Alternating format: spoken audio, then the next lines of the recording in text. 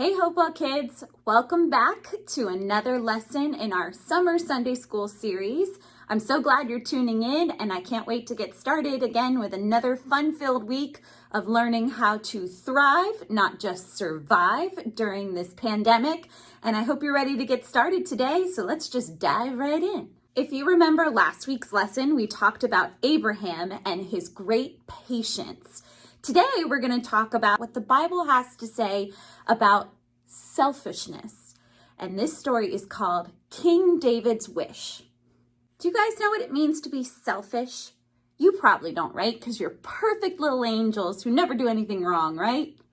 Not always, right? We are humans and we make mistakes, and being selfish is one common mistake that we all make. I myself can remember very vividly growing up that I would always hide all of my best Barbies from my other sisters because I didn't want them playing with my best Barbies. I wanted them all to myself. That's just one little example of being selfish. It's putting yourself first before others. And today we're going to talk about why that's not God's wish for us as followers of Christ, and how King David did a prime example of being pretty darn selfish in the Bible. Let's learn from King David and from the Bible why we should not be so selfish. Our story today comes from 2 Samuel. David was the king of all Israel, and the country was at war. So David sent his commander and the whole Israelite army off to a battle while he remained at home in Jerusalem. Then one evening, David was on the roof of his palace when he spotted a beautiful woman. She was far away, but he could see how beautiful she was. So beautiful it took his breath away. David discovered that her name was BATHSHEBA, and she was the wife of one of the soldiers in his army. But he still ordered one of his messengers to bring Bathsheba to him in the palace. Eesh. David selfishly wanted Bathsheba for his wife, so he ordered his commander to place her husband, a soldier in the army, on the front lines of the next battle. That way, he would probably be killed, and then David would be free to marry Bathsheba himself.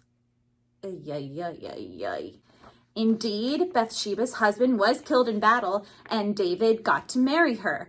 He wanted something, he sought it out, and he didn't matter to him that obstacles were in his way. He just took it for himself. Definition of selfish. The Lord was very displeased with King David, so he sent his prophet Nathan to have a little chat with David. Nathan decided to tell King David a story, and here it goes. Nathan told him the story of two men in a city. One was a rich man, and the other was poor. The rich man had lots of cattle, but the poor man only had one little lamb. And that lamb, his entire family loved dearly. When a traveler stopped to visit the rich man one day, he wanted to give him something to eat. He did not want to take one of his own cattle to give to the traveler, so he took the poor man's only beloved lamb, killed it, and cooked it for the visiting traveler.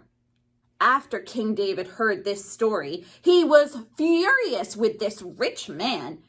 He told Nathan that the rich man should die, and that he should pay the poor man 4 times over for the terrible thing he had done.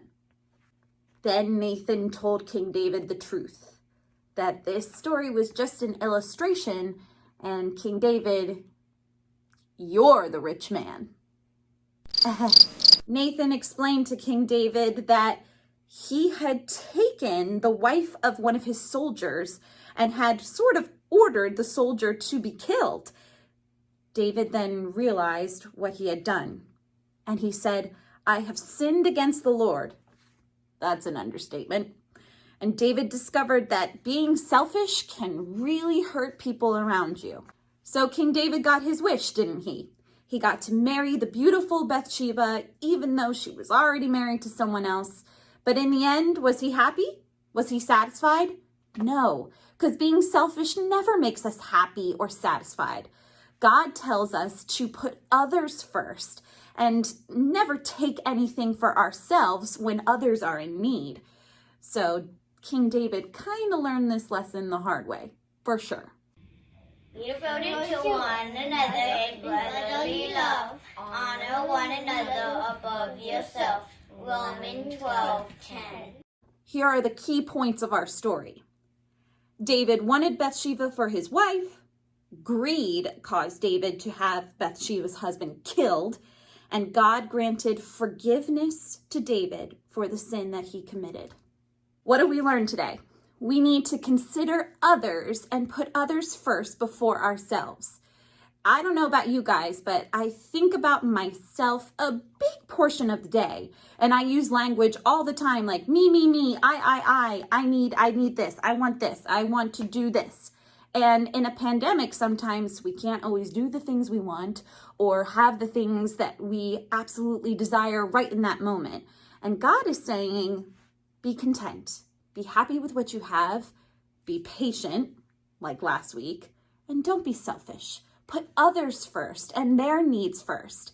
What goes around comes around, and truly, if you are loving and giving to others, God will bless you in turn. So it sounds like now I should put out all my nicest Barbies and invite my sisters over to play with them, right? Not exactly, but I really should consider other people before myself. So what are some things that we can do right now for others? Maybe we can reach out to a neighbor in need or visit an elderly couple who hasn't gotten a lot of visitors during this pandemic. Or maybe we can give some encouragement to an essential worker that we know around us, someone who works in a grocery store or a healthcare worker, somebody who has put themselves before others during this pandemic. And we can give them some encouraging words, maybe a little gift. Maybe you can draw with chalk outside their house to lift up their day, send an email, whatever it is. God wants us to put others first, and we can do that in a lot of ways right now. Now, I know these two lessons, these past 2 weeks, have been tough ones. Being patient and putting others first and not being selfish are two really difficult things to do sometimes. But all we need to do is pray. So let's pause for a moment of prayer and really think about the lessons that we're learning and how we can apply them to our summer and to the rest of our lives. Hi, boys and girls. Let's take a moment and bow our heads and close our eyes and have a prayer. Dear Lord, thank you for this lesson about King David. Give me the strength to put others first always, and forgive me when I forget. Give me wisdom to think about others around me and what they are going through. Give me ears to listen and a heart full of love. All this I ask in your holy name. Amen. Please make sure to tune in next week for another awesome summer Sunday school lesson. I really hope to see all of you tuning in. I hope you're enjoying your summer so far. And hey, reach out to someone and put them first this week. It'll make yourself feel really, really awesome. You're going to love it. It's going to be contagious, like a virus. Okay, that was a really bad joke. Sorry. Hope to see you all next week. Have a good one. Bye.